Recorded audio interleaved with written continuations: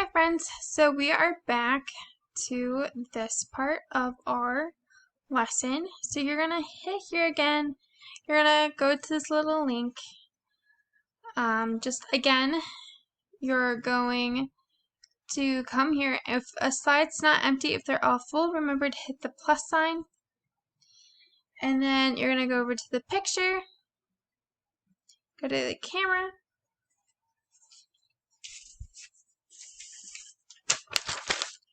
Show me your picture of a sea lion and make sure it looks good and right in the middle. Make sure it looks blue over there. Press insert. There you go. There's my little sea lion.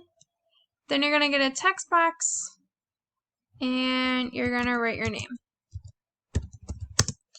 Alright, and that's it guys. I hope you enjoy the video. Bye!